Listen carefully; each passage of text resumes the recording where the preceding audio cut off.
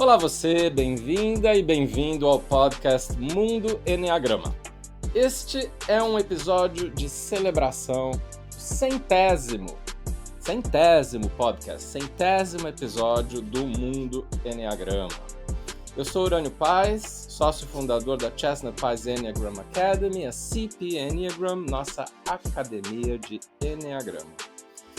E o nosso tema de hoje é um tema que me pediram para fazer e que eu topei se eu tivesse o entrevistador que terei, que é uma entrevista comigo, como centésimo episódio, eu sendo entrevistado.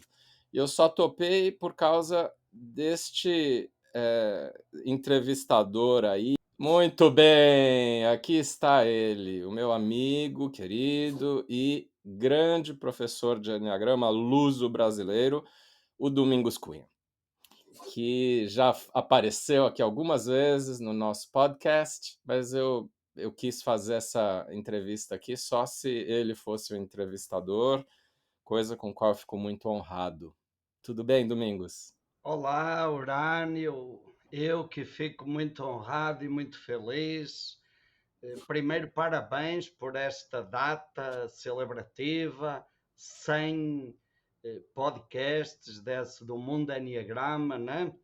Eu gostaria de começar com aquela frase de Cora Coralina que diz: Feliz aquele que transfere o que sabe e aprende o que ensina, né? E Uhum. este podcast é uma fonte de aprendizado para muita gente e uma partilha aí do seu conhecimento, da sua experiência. Então eu fico muito feliz por esta conversa. Para mim é muita honra. O Urânio é um amigo, irmão, para mim é referência no mundo do Enneagrama, né? A gente tem umas divergências no futebol, mas esta semana vamos resolver nas semifinais da Copa do Brasil, né? Ah, é mesmo.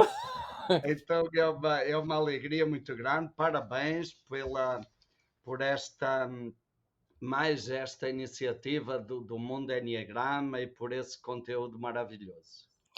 Aí eu que agradeço, Domingos. E que bom que fizemos antes da quarta-feira, para você estar um pouco mais feliz comigo, não muito decepcionado.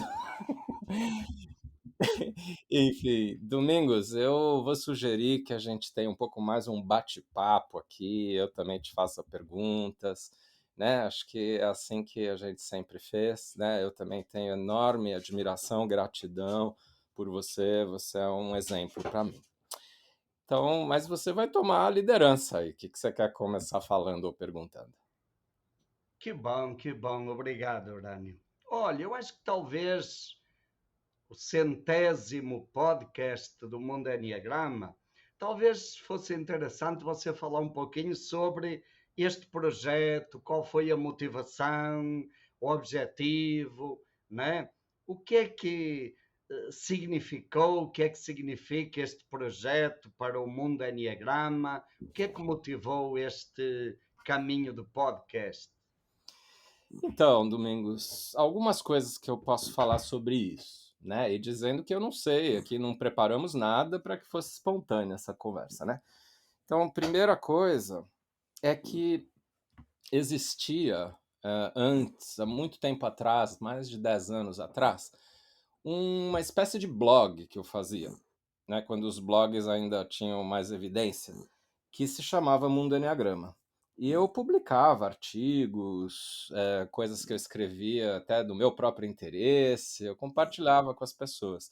E era um projeto que depois se transformou em algo mais estruturado, como uma plataforma para assinatura, com mais conteúdos ainda, mais produzidos, que hoje é o que a gente chama de CP Online, que é uma plataforma de conteúdos. Mas aí, como eu me mudei para Londres, a minha sócia, Bea Chestnut, é americana, e ela entrou como sócia desse projeto da CP Online, ele aos poucos começou a ser uma coisa mais em inglês. E aí, por morar fora, e por como as coisas se encaminharam, a gente começou a se concentrar um pouquinho mais no, no, assim, na língua inglesa, né? E eu cada vez mais comecei a sentir falta de falar minha língua, de falar com os brasileiros e portugueses, porque naturalmente tem uma correspondência maior, a forma de falar a própria língua, mas também culturalmente é mais fácil de me fazer entendido também nas intenções e na minha abordagem, né? Sem nenhum conflito cultural inconsciente. E porque eu tenho muita saudade, obviamente, né? Do Brasil e tal. Então, essa vontade de me manter mais em contato. Eu vou ao Brasil ensinar pelo menos uma vez por ano, normalmente em abril, mas é muito menos do que eu faço em outras viagens e online, né? Então, foi uma vontade. Além disso, eu queria ter um espaço para falar um pouquinho de uma determinada abordagem do Enneagrama, que eu acho que eu e você estamos muito de acordo, mas muita gente segue formas diferentes, conceitos diferentes. E embora, não sei se você concorda com isso, embora a gente respeite muito, né, as divergências e veja uma vantagem em ter diferentes abordagens, né, de uma maneira democrática, por exemplo, respeitada e valorizada pela Associação Brasileira de Enneagrama, a IA Brasil. Por outro lado, eu acho que queria te ouvir nisso, mas eu pelo menos tenho muita preocupação com a qualidade hoje em dia de como o Enneagrama é compreendido e divulgado e ensinado, né? Então, às vezes, nesse podcast, eu quase que dei aulas mesmo, mais do que fazer algo mais informal, né? E isso até recebo feedback de que tenho que adaptar um pouco para ser menos professoral. E isso vai ser muito bom para mim para trabalhar a minha personalidade, né, Domingos? Sabe que o Cinco Social tende a ser professoral quando deveria talvez ser mais simples, informal, né? Mas também, quando esse projeto surgiu como Mundo Enneagrama lá atrás, ele foi uma ideia, quando era o blog, ele foi uma ideia desenvolvida pelo Alexandre, meu sobrinho, que veio a falecer. E você acompanhou isso, nos deu muito apoio, a minha família, a minha irmã, né? Já faz aí 14 anos isso que ele faleceu. E ele que tinha como publicitário construído toda a ideia, né, daquele blog, e inclusive sugerido o nome Mundo Enneagrama. Então, para mim, tem um fator pessoal, né, ligado a esse nome, de alguma maneira manter esse projeto. A nossa empresa no Brasil, ligada à CP Enneagram, né, é uma empresa que se chama Mundo Enneagrama. Apesar de ter a marca CP Enneagram, o nome da empresa em si, a razão social, é Mundo Enneagrama. Então, para mim, tem um significado pessoal, familiar aí, simbólico. Que bom, Urano. Também fiquei emocionado por essa homenagem ao Alexandre, né? E de saber que este projeto tem a energia dele, que certamente continua aí presente, né? E, e que bom também que a motivação é manter esse contato com o mundo do Enneagrama no Brasil, Portugal, de língua portuguesa, porque você tem uma responsabilidade grande, né? Ainda há pouco, no congresso da IEA em São José dos Campos, na abertura eu falei disso, de o espírito da IAA Brasil é o espírito que você trouxe, esse espírito inclusivo, esse espírito de ser um referencial, né? Então, você tem essa missão também em manter e alimentar esse ambiente no Enneagrama de língua portuguesa, né? E eu também comungo com você essa preocupação com a qualidade, já temos conversado várias vezes, a qualidade no ensino do Enneagrama. enquanto você falava, eu lembrei de uma frase de Santo Agostinho que dizia assim: nas coisas essenciais, a verdade, nas outras coisas, a liberdade, e em tudo, a caridade. Ok, como você falou, a gente respeita e respeita com esse espírito de caridade todas as abordagens, mas há coisas que realmente merecem ser dialogadas e aprofundadas, né? Aquilo que realmente é o essencial do Enneagrama, né? E isso que você falou sobre o aspecto, o viés mais professoral, tudo bem, mas acho que isso também é a sua missão, não é? Isso também é uma missão sua que não pode perder.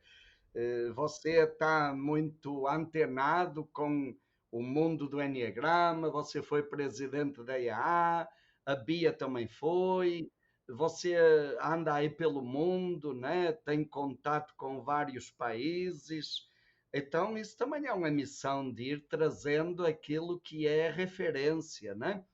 E sei lá, eu pediria se você puder falar mais sobre isso, sobre essa abordagem, essas preocupações que você sente em relação ao futuro do Enneagrama, né? Os desafios que você percebe no ensino do Enneagrama. Sim. Obrigado pelas suas palavras. Primeiro, em relação à IA Brasil, né? Eu acho que eu, por ossos do ofício da época, pela IA Global, né? Eu iniciei mesmo uma boa parte do movimento da IA Brasil, mas para mim mais significativo foi o que muitas pessoas fizeram depois para carregar a bandeira, né? E acho que você foi a pessoa mais central nisso, né? Tendo ajudado a de fato dar a forma e o conteúdo desse projeto da IA Brasil, então muito agradecido. É, acho que essa coisa das diferentes abordagens, que algumas talvez a gente não concorde, né? Ou com certeza a gente não concorda, sempre houve, mas piorou depois depois assim, de muitos podcasts mais vazios que começaram a surgir, sobretudo em inglês. E também com publicações mil sobre o Enneagrama nas redes sociais, Instagram, Facebook, TikTok. E há um ponto que ficou muito preocupante. E essas coisas que são muito simplistas, mais fáceis, baratas, baratas no sentido de não de preço, mas baratas na metáfora aqui, na excessiva simplicidade, né? Simplificação, né? Exagerada, essas coisas dão mais audiência, né? E passam a bombar na internet. E aí parece que tem esse movimento mundial muito estranho hoje em dia, de que quando a informação é errada, ela ela circula mais, né, do que a informação certa. É o que acontece com as fake news, por exemplo. Outro dia eu vi uma explicação de um cientista político dizendo que esta é a era em que desinformação é poder, e não como dizíamos antes, que informação é poder, né.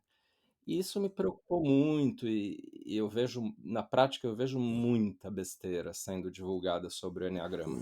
Por falar nisso, antigamente, quando me perguntavam em que idade que a gente tem que começar a falar de enneagrama com filhos, com as pessoas em geral, eu falava, olha, tem que ter um pouco de cuidado, tem que esperar um pouquinho, é bom que tenha, sei lá, uns 20 e poucos anos. Daí eu fui diminuindo, 18, 16.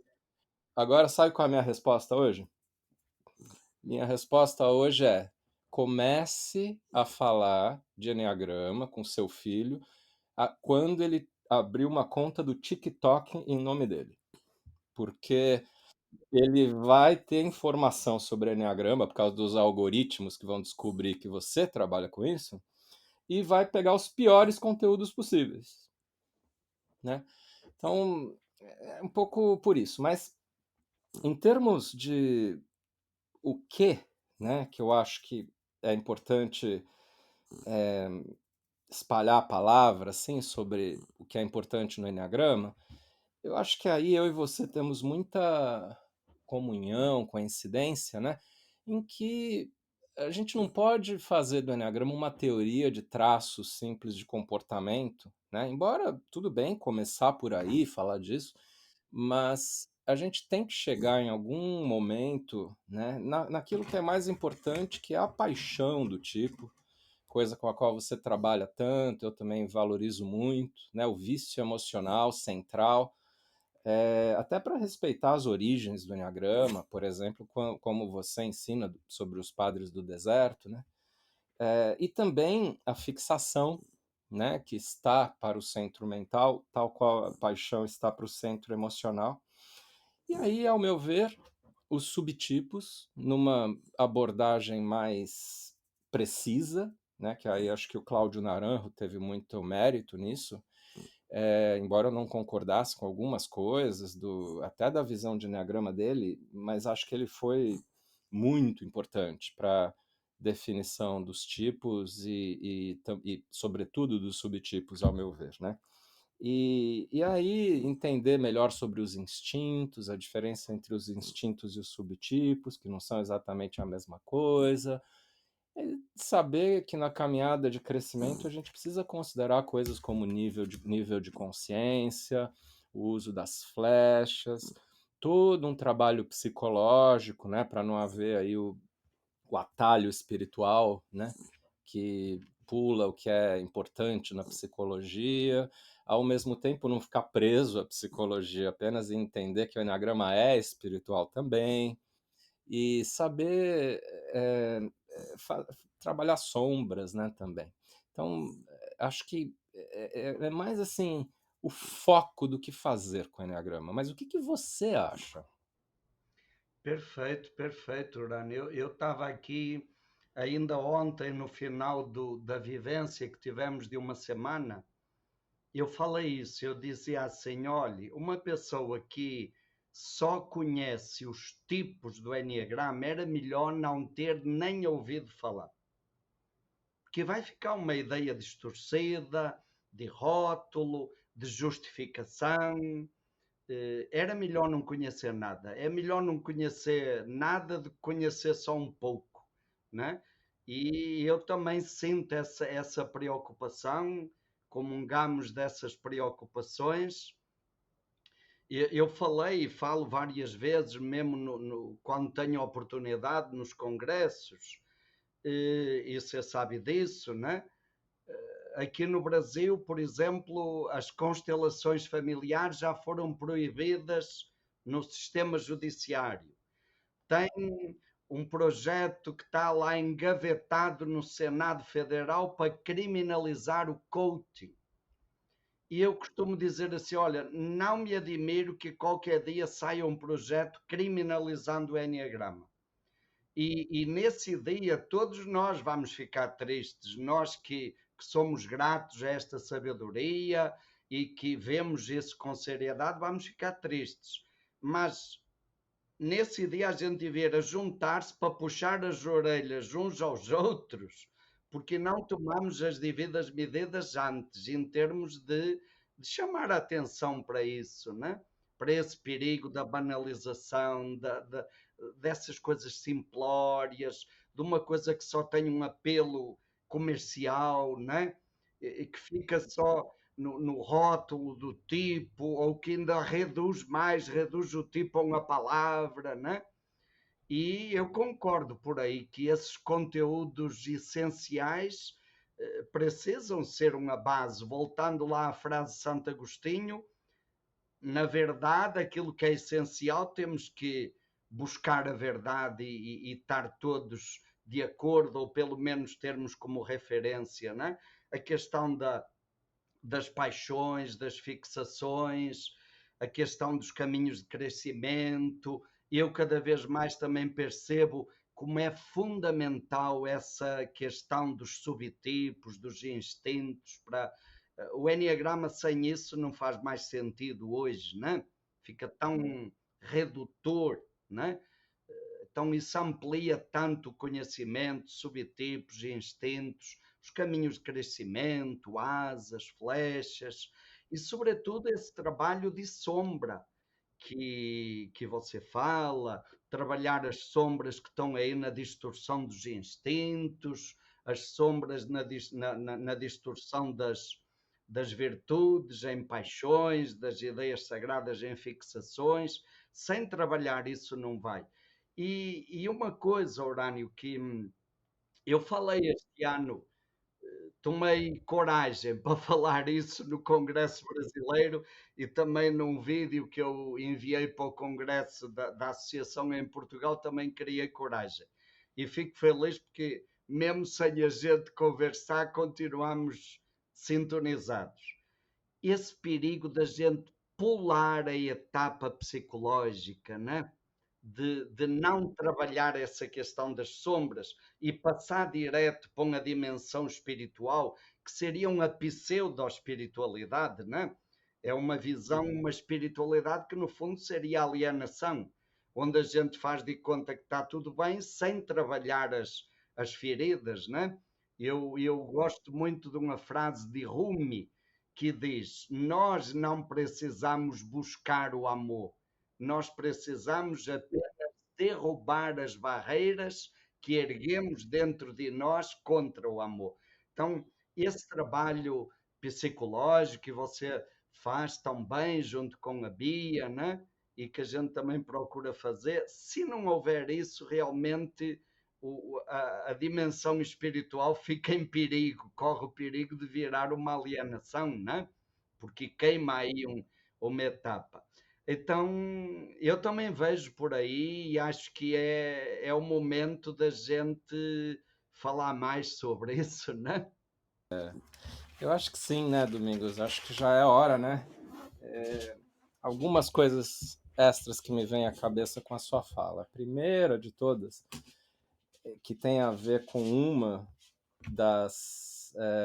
um dos fatores que me leva a ter tanta admiração por você, é você, como um padre da Igreja Católica, citar diferentes referências das melhores dentro da Igreja Católica e do cristianismo, mas também de fora. Né? Você já falou de Rumi aqui e sempre cita outros autores e respeita diferentes tradições e recupera assim grandes práticas que venham da onde vierem, né? Então, você, por exemplo, ensinar meditação do jeito que ensina, né? E ter mergulhado tão fundo na meditação para você mesmo, né?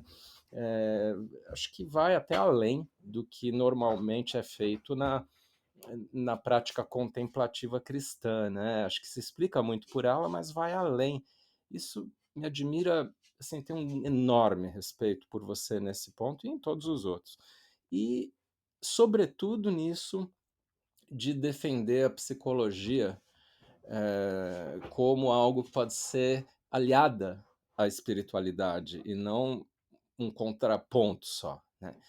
E eu às vezes falo assim, né, que o enneagrama com psicologia, mas sem espiritualidade, é limitado. E o enneagrama com espiritualidade, sem psicologia, é perigoso. E eu acho que, assim, eu sei que compartilhamos dessa ideia, né? E eu me preocupo muito com as duas coisas acontecendo ao redor do mundo. Mas a gente chegou num ponto em que o enneagrama às vezes é mais banalizado do que isso, não chega em nenhuma das duas coisas. E quando chega em uma das duas, a outra é atacada. Né? E aí tem uma questão de método que é triste, né? Que não é tão eficaz. E um problema concreto, que eu acho que nem sempre as pessoas sabem, é que os livros, sobretudo de autores não brasileiros, em português, eles nunca são atualizados. Às vezes não são atualizados nem em inglês, mas muitas vezes a versão original em inglês é atualizada, mas não é passada para o português.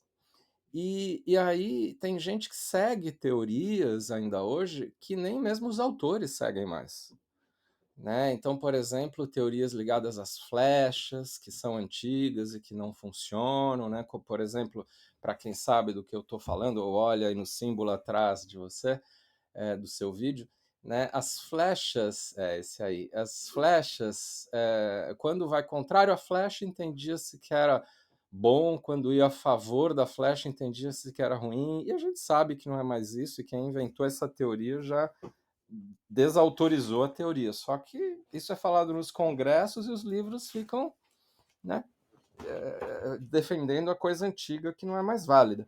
Então, acho que usar podcasts, assim como você publica seus livros, outra coisa que eu admiro muito, a tua produtividade, praticidade de levar tudo assim para tanta gente, né, em diferentes formatos, isso ajuda pelo menos um pouquinho nessa luta contra a desinformação, né? Ou contra a mediocridade, né? Uhum. Com certeza, Orani, com certeza. Eu lembrei, tem uma frase de Pascal, Blaise Pascal, filósofo, que diz assim: espiritualidade sem autoconhecimento gera alienação. E autoconhecimento sem espiritualidade pode levar ao desespero, né? E essa coisa das duas moedas, as duas faces da mesma moeda, psicologia, né? Autoconhecimento, espiritualidade, tem que estar juntos.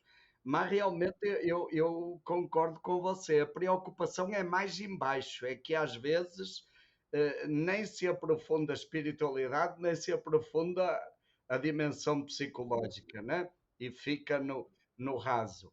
E também isso que você falou, eu vejo essa importância, sei lá, desses trabalhos de podcast, de outros trabalhos, aproveitando hoje a internet, dos congressos, né? Também é uma oportunidade.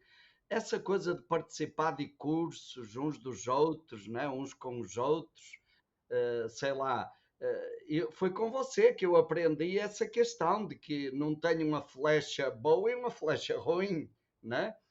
Essa outra coisa de perceber que as asas não são diagnóstico, né?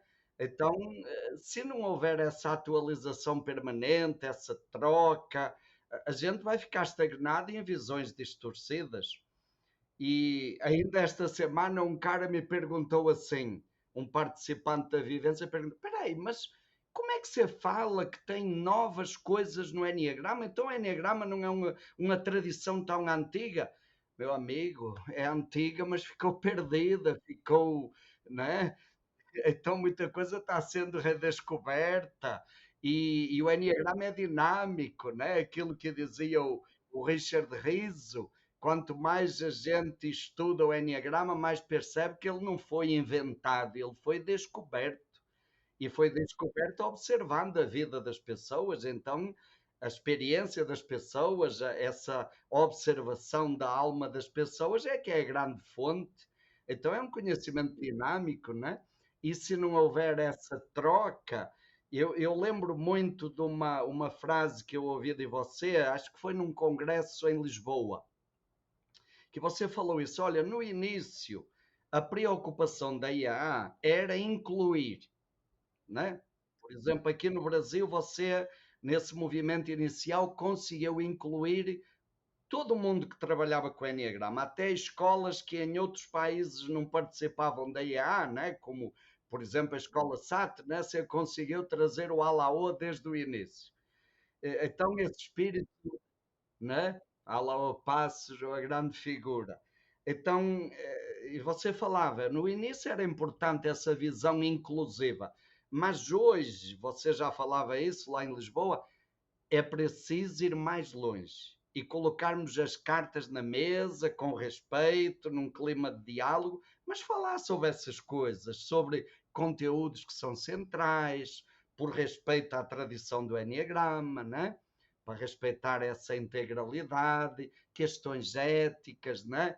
Então, qualidade, profundidade, seriedade, essa dimensão espiritual, a integração do psicológico com o espiritual, e eu também acredito que sim, né? Claro que eu, como tipo 8 tenho que ter cuidado com esse, para isso não ser confronto, né? Mas você, como tipo 5 tem uma outra, uma outra sensibilidade para colocar isso, talvez como uma busca comum de todos nos abrirmos a esse diálogo, né? Senão a gente corre o risco de realmente de. É outra coisa que me parece, a nossa geração pode ficar na história como a geração que democratizou o Enneagrama, mas também pode ficar na história como a geração que banalizou esta riqueza tão antiga, né? Pois é. Coisa que a gente já é acusado de fazer, né, por exemplo, pelos Gurdjieffianos, né, que seguem o Gurdjieff, mas não seguem o enneagrama tipológico contemporâneo, muitas vezes sem saber o que é, né, mas assim, não conheço e não gosto. Mas com a sua razão de preocupação pela vulgarização, né? Mas tantas coisas importantes que você está trazendo, Domingos. Tem um fator que eu observo, né, que as pessoas acabam sendo excessivamente criativas, eu acho, no desenvolvimento de teorias do Enneagrama, que aí seria muito melhor olhar os pioneiros lá de trás, né, e trazer o que eles falaram, ao invés de só inventar alguma coisa que muitas vezes não tem um lastro real ou até uma amarração teórica, né, com o que já foi, como você falou aí, descoberto, né, ao longo da história. E eu tenho essa preocupação de que as pessoas às vezes tentam construir uma marca para si mesmas ou para suas empresas é, ao redor de uma determinada abordagem que não necessariamente é correta. E aí ficam presos nessa abordagem até o fim da vida, e se alguém questionar, o que importa é eu preciso defender a minha abordagem, que é o meu ganha-pão, e não colocá-la sob questionamento pelo um bem maior, né? Aquilo que a gente sempre falou na IA Brasil, de que o Enneagrama deveria estar acima de todos nós, né?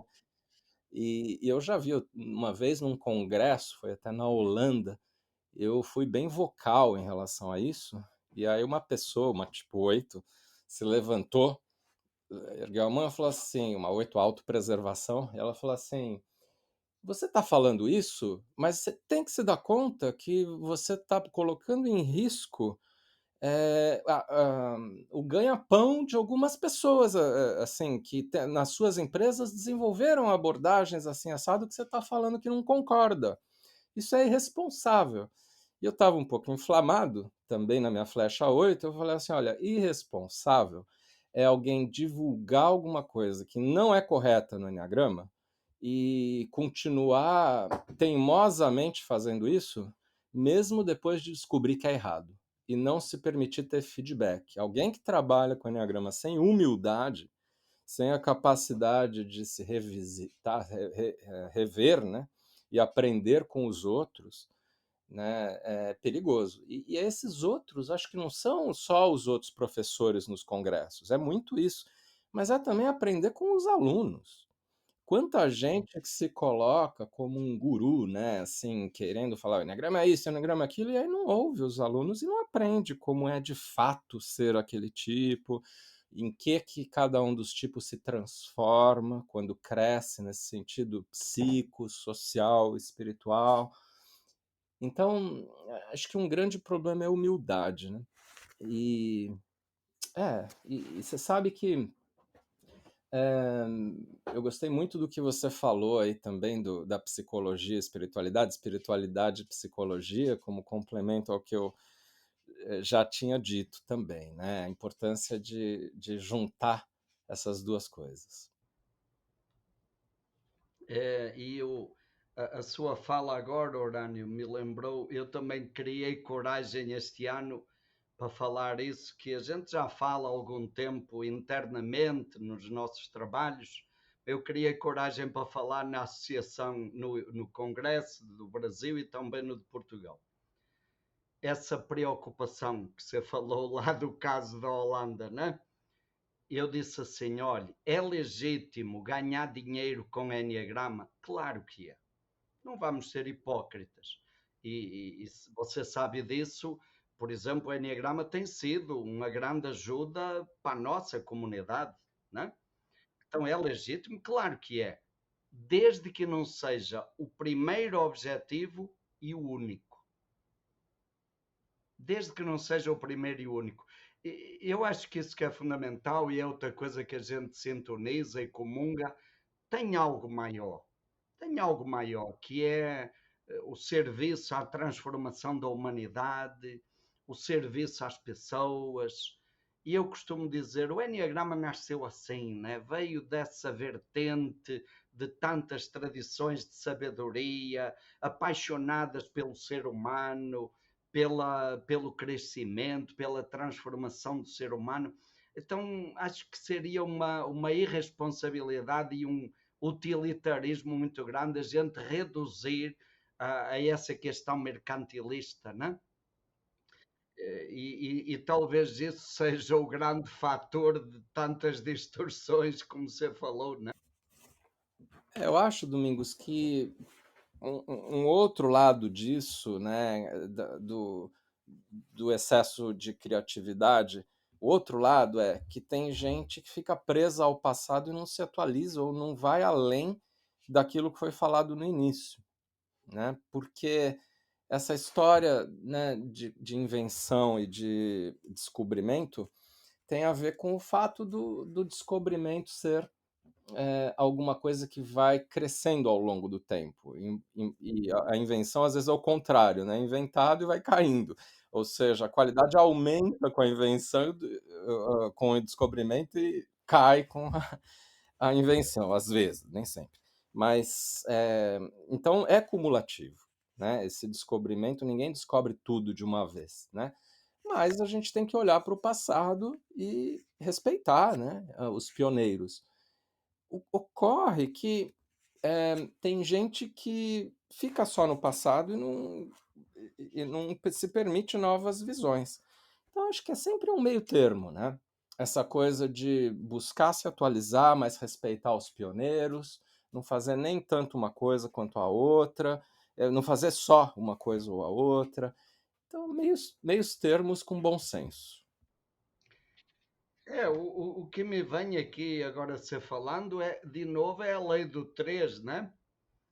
E talvez eu colocaria, né, o passado, essas referências antigas, né, que foram sendo acumuladas, a criatividade, está certo, a atualização, e o outro referencial, o outro ponto, eu colocaria a alma humana, o ser humano, a vida da pessoa, é o chão onde nós vamos eh, trazer o passado, ver o passado, as referências funcionando e aprender o novo, né? Eu acho que a criatividade não pode ser uma coisa de eu brincar de criar a partir da minha cabeça, de qualquer jeito, mas é a partir da observação, da contemplação. eh, Eu sempre digo isso, olha, nós que trabalhamos com o Enneagrama, eu sou muito grato, primeiro pelo que o Enneagrama me ajudou, e segundo, o privilégio de poder contemplar assim de perto a vida da pessoa, a vida de tantas pessoas. E esse é o grande aprendizado também, não é? Você trouxe aí, quando a gente ouve as pessoas nessa linha dos painéis, né, das partilhas, a pessoa falar da sua experiência, do seu crescimento, de como ela vai abrindo os horizontes, isso é a grande fonte da criatividade para nós, né? E aí é que dá para misturar o antigo e o novo, né? Se não tiver essa referência, ou vai ficar uma coisa ou outra, vamos cair nesse dualismo, e vai ser uma coisa desligada da vida, né? Aí o Enneagrama perde essa grande referência que é ser tão vivencial, né? Talvez a grande riqueza mesmo às vezes em relação à psicologia moderna, a grande riqueza do Enneagrama ele vem da vida da pessoa, ele fala da vida, né?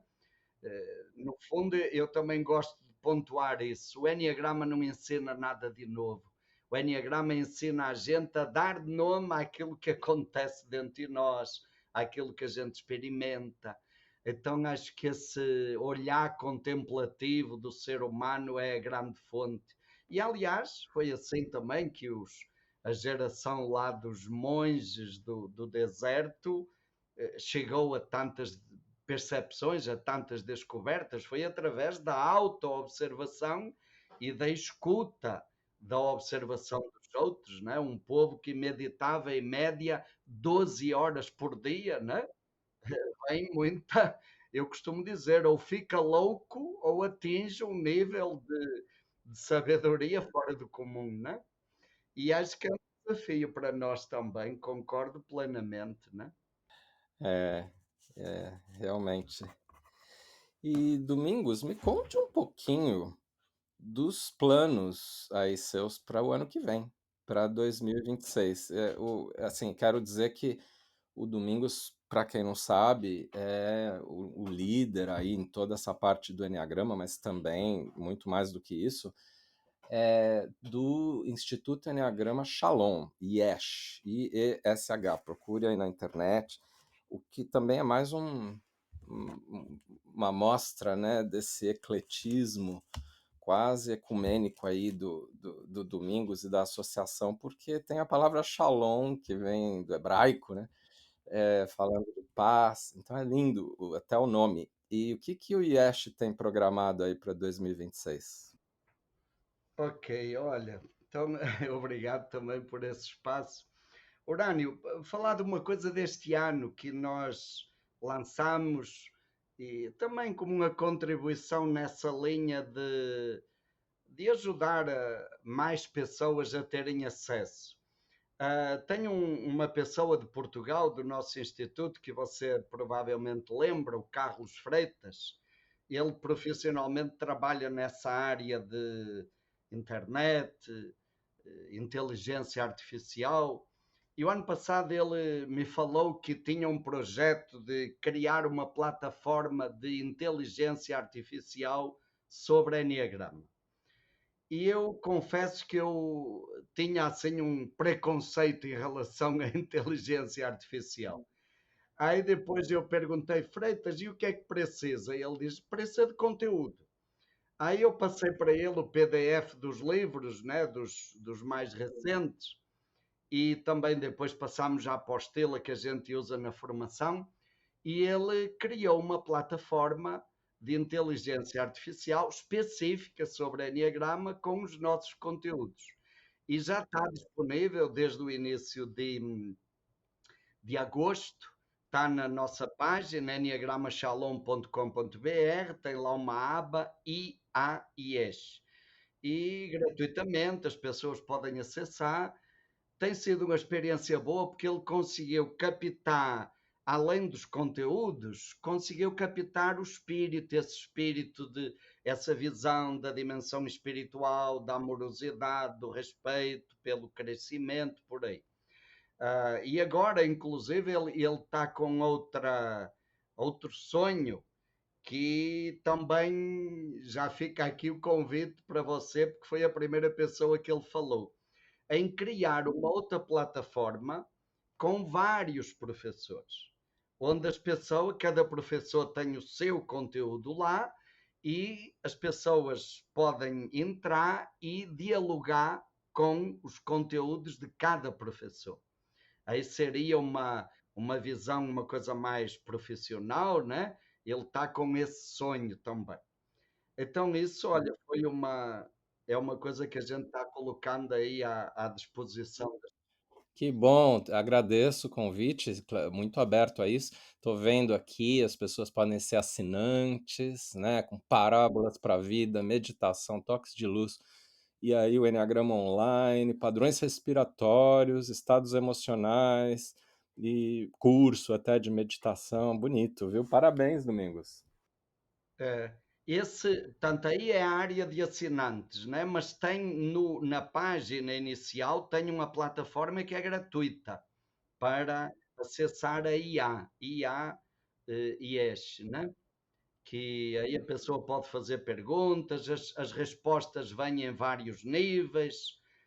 No final ele pergunta se quiser aprofundar mais, podemos ajudar. Então ficou bem didático, né?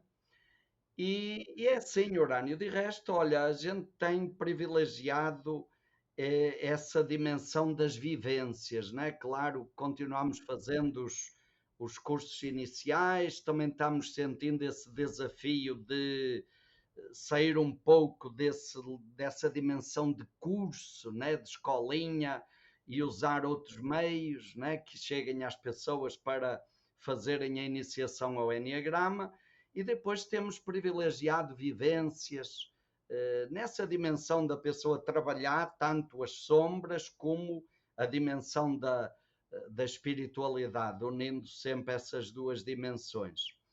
E uma coisa que a gente tem percebido, temos experimentado e percebido uma reação boa das pessoas, é fazer essas vivências em lugares de contato com a natureza, onde as pessoas vivam onde tenha também essa conexão com a natureza, lugares que tragam um pouco essa energia, né? E a gente tem percebido que ajuda, que amplia, né? E, e outra coisa que eu aproveito aqui para partilhar com você, porque você faz parte desse sonho, estava lá no início, estamos começando a pensar numa vivência para 2027 no Egito, lá no mosteiro do Evagrio, você lembra? Lá junto, você me levou lá e então estamos começando a pensar nisso, né? Desde já fica aqui ao vivo o convite, né? A ideia seria fazer exatamente um retiro de 5 dias lá naquele mosteiro, né? O mosteiro de São Macário, que eu fiquei imensamente grato porque você me levou lá e foi a emoção maior que eu tive no Egito. E a ideia seria um retiro trabalhando as coisas do Evagrio, as paixões, as virtudes, as espirais e a técnica do porteiro, que foi um exercício assim muito prático que ele deixou. Então já estamos sonhando isso para 2027. Olha, não percam, porque os ensinamentos do Domingos em relação a Evagrio são, ao meu ver, únicos, assim, e estar lá, né, com toda a história, a energia disso, é maravilhoso. Que boa notícia. É isso. Muito bem. Urânio, aí eu queria pedir, o que é que você hoje, a partir, tanto você tem essa visão global, né? A minha visão fica mais restrita aqui ao Brasil, o fato de eu não dominar o inglês também me limita mais, mas você que já teve essa experiência de ser presidente da IA Global, que hoje ensina Enneagrama em tantos lugares, né? Até na China, não é isso? Com tanto crescimento. A partir dessa sua experiência, o que é que você diria hoje aos alunos, a quem está buscando Enneagrama, quem está entrando em contato, também dentro dessas preocupações que já falamos, o que é que você diria para quem está entrando agora em contato com essa sabedoria do Enneagrama? Ah, então, Domingos, eu acho que é sempre absorver o enneagrama por meio de experiências, não só por meio de leitura ou de conversa ou de ensinamento formal, tentando tirar de dentro para fora essa compreensão, entendendo que essa eterna descoberta é feita olhando para dentro e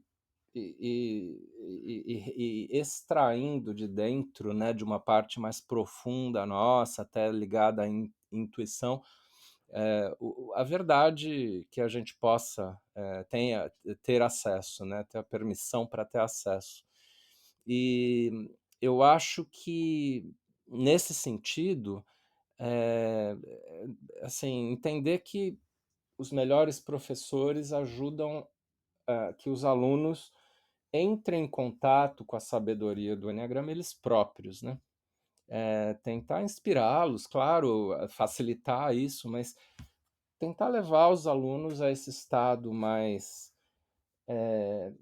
espiritual, transcendente, para que consigam fazer isso, né? E que o Enneagrama se apresente a eles. Outra coisa é um, assim, trabalhar o lado defensivo, que muitas vezes é excessivo assim para as pessoas, né? De ficar pé atrás, né? Com o pé atrás. É, eu gosto muito do que Gurdjieff falava, que assim, ele falava assim, não acredite. Não é um tema de acreditar em nada do que eu falo. É apenas assim, teste e veja por você mesmo, né? Vá lá e teste. E para alguém como eu, um tipo mental, tem um lado meu que eu passei muitos anos tentando descomprovar o Enneagrama, né? E não consegui. Ele ganhou a batalha, né, de mim, né? E então acho importante isso de se desarmar, mesmo que passe um período inicial mais armado. Tem um momento que é importante só absorvê-lo e ver se funciona, continuar crítico o suficiente para não se deixar influenciar por uma fala externa e não pela verdade interior, mas ficar menos defendido, né? E aí tem a experiência que eu tenho tido na China, que eu quero compartilhar um minutinho contigo. Mas antes disso, só dizer que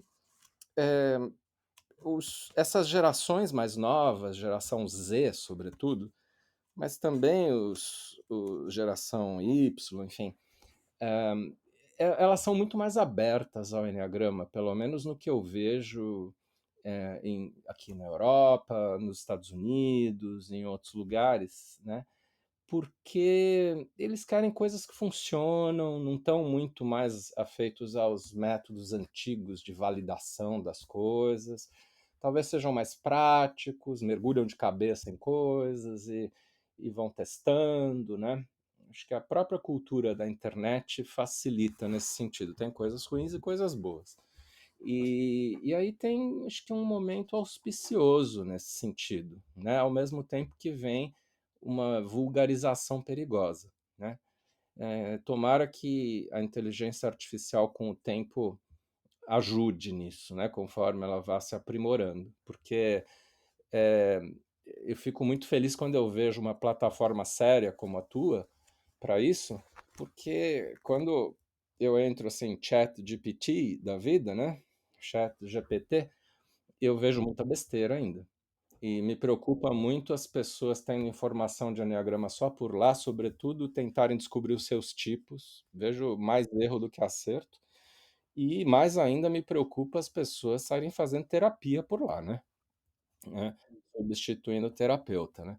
Mas eu acho que o momento do Enneagrama é bom. Agora, da China, uma palavrinha rápida, eu fico muito feliz de dar aula lá, né? Porque, assim, tem uma coisa gratuita de eu gostar demais dos meus alunos lá, mas eu não acho que exista em lugar nenhum do mundo, como outro país, em que os alunos sejam mais sinceros.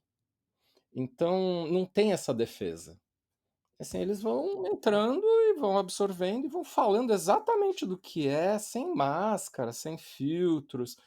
Aí o trabalho acontece de maneira mais fácil. Isso tudo foi surpreendente para mim. Eu acho que nesse sentido foi muito, assim, como ficaram por muitas décadas, né, sem acesso a informações como essa, na hora que abrem, eles não têm os condicionamentos, né, que existem em outras culturas. Mas acho que tem algo bacana na própria cultura chinesa desse interesse. E aí a coisa, Domingos, o Enneagrama cresce lá como não cresce em lugar nenhum mais. Essa escola pela qual a gente dá aula lá, tem um porte que não existe em nenhum lugar do mundo. Acho que quase certamente é a maior escola de enneagrama do mundo. Eles vão fazer um webinar assim aberto, gratuito. Outro dia o professor Gal, que é o principal professor da escola, quem nos leva lá, que é um jovem de 40 anos, ele saiu assim: ó, não consigo jantar com vocês hoje, volto daqui 1 hora e meia. Quando ele voltou, eu falei: como é que foi sua aula online? Ele falou: correu tudo bem. Eu falei: o que foi essa aula? Ele disse: não, foi uma aula aberta, gratuita, sobre enneagrama, teve uma boa audiência. Eu falei: quantas pessoas? Ele falou: essa daqui foram 150.000 pessoas. Padrões chineses, né?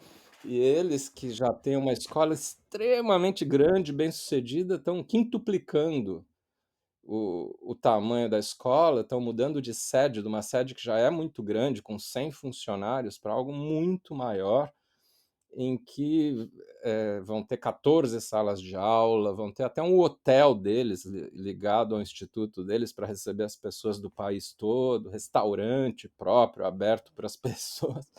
Enfim, porque cresce, cresce, cresce o Enneagrama. Né? Mas acho que tem a ver com as pessoas quererem explorar algo com sinceridade. Então, é isso que eu tenho visto.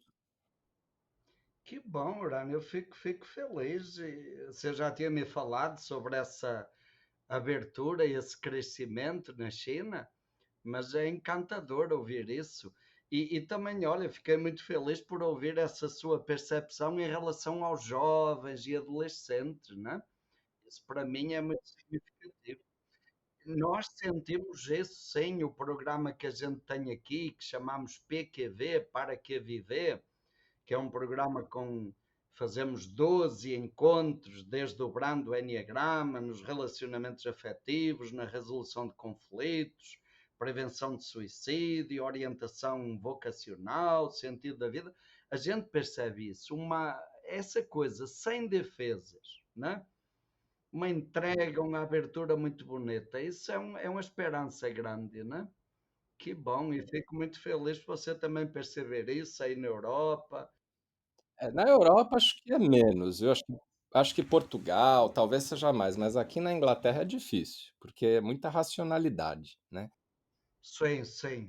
Mas eu fiquei muito feliz, mais do que qualquer curso da minha empresa pago, tá? Eu fiquei muito feliz que me chamaram agora da escola da minha filha, que é uma escola pública aqui em Londres, para dar uma palestra de enneagrama para os alunos do último ano, né? Então, cento e poucos alunos. Isso é uma oportunidade de levar um pouquinho essas coisas, né?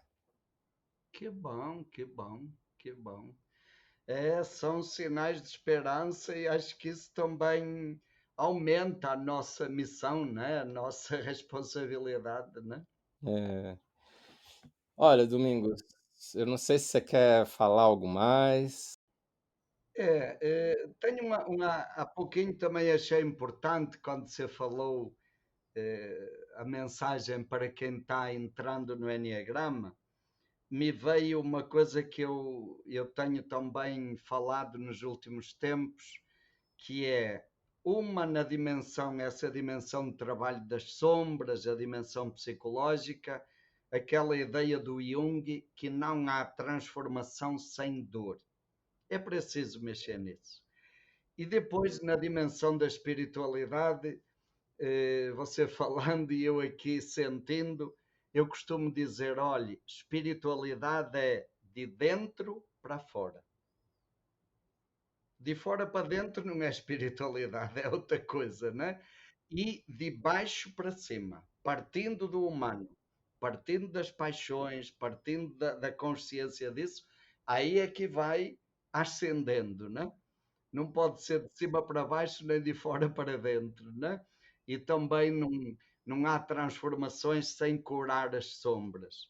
Então eu também fico feliz mais uma vez por essa nossa sintonia e isso também anima a gente e confirma o caminho, né?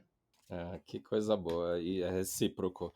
Sabe que essa coisa da essência, Gurdjieff falava uma coisa assim, que a essência vai bem obrigado, tem que trabalhar na personalidade. Como aquele obstáculo, igual você falou sobre o amor, né, que é tirar os obstáculos para ele, que ele floresce naturalmente, né, e lembrar que nós somos amor, estamos a paixão, né. Eu costumo dizer isso também, olhe, a parte que nos cabe neste trabalho é isso, é essa dimensão humana, psicológica, de trabalhar sombras. Quando trabalharmos isso, o resto acontece, porque a espiritualidade não é mais trabalho nosso, é ação, é manifestação do divino em nós. Aí isso acontece, isso flui, né? Então é por aí que é bom. Mas sabe uma última coisa, Domingos, que eu admiro muito você também, eu acho que a gente na nossa escola também faz muito isso, é não cair no erro de uma espiritualidade superficial, simplista e idealizada, na qual as pessoas tentam só ver o lado bom desde o início. E entrar numa espiritualidade verdadeira tem a ver com o que alguns estão chamando de realismo espiritual, que é olhar para os problemas, para os obstáculos, porque senão a pessoa começa a imaginar conexão com o divino, que é uma conexão não real, não falsa. É uma conexão falsa, né, alienada, distorcida, né. E acho que isso eu admiro demais, assim, você levar num âmbito altamente espiritual essa responsabilidade das pessoas por fazer o trabalho mais duro e não tão agradável, né. Exatamente. Perfeito, Urânio. Isso realmente eu também vejo que é uma questão muito central e talvez um ponto que cada vez mais é importante estarmos atentos, porque cresce essa outra visão. Esse outro perigo cresce muito, que é essa coisa de uma espiritualidade alienada, distante do humano, essa coisa de cima para baixo, né? E eu acredito nisso. Espiritualidade, quanto mais próximo do humano, mais espiritual. Quanto mais próximo do humano, mais espiritual. Se está distante do humano, não é espiritual, é alienação, é fuga. E passa por aí, passa pelas o contato com as paixões, o trabalhar isso, o trabalhar as sombras. Eu lembro, estou lembrando agora uma expressão que se usa e que me marcou: enquanto nós não sentirmos nojo em relação às nossas paixões, nada vai mudar. E uma espiritualidade que não passa por isso não é espiritualidade verdadeira. Quando eu falo espiritualidade de baixo para cima, é isso. Partir do que é humano, partir do que está ferido, partir dessas sombras. Não pode ignorar isso, né? Senão vem aquela coisa meio mágica, a pessoa faz de conta que está tudo bem, mas não está. Isso é construir castelos de areia, né? Então, com certeza que eu vejo também isso um dos grandes desafios do nosso tempo, né? Eu acho que alguns chamam esse problema de positividade tóxica. Perfeito, perfeito, perfeito. Agora, Domingos, eu quero te agradecer imensamente por esta oportunidade, mas também te fazer um último pedido, se você ainda tiver uns minutinhos. Sim, tranquilo. Nós teremos férias aí de um mês no podcast. Não teremos episódios novos até meados de janeiro. Estamos gravando isso daqui no dia 8 de dezembro de 2025 e o podcast voltará com episódios novos meados de janeiro. Talvez até tenhamos reedição de episódios antigos, mas não teremos os episódios novos, né? E eu queria te fazer um pedido pelo fato de não termos episódios é, até lá. Eu queria te pedir, se possível, para você nos oferecer, nos brindar com uma oração de Natal, com alguma mensagem de Natal aqui para os nossos ouvintes do Mundo Enneagrama. Que bom, Urânio. Fico emocionado com esse convite e é um prazer poder colaborar. Então eu queria propor, vamos fazer 3 respirações profundas, também convidamos aqueles que nos assistirem a fazerem essas 3 respirações, conectando-nos conosco, com o nosso interior.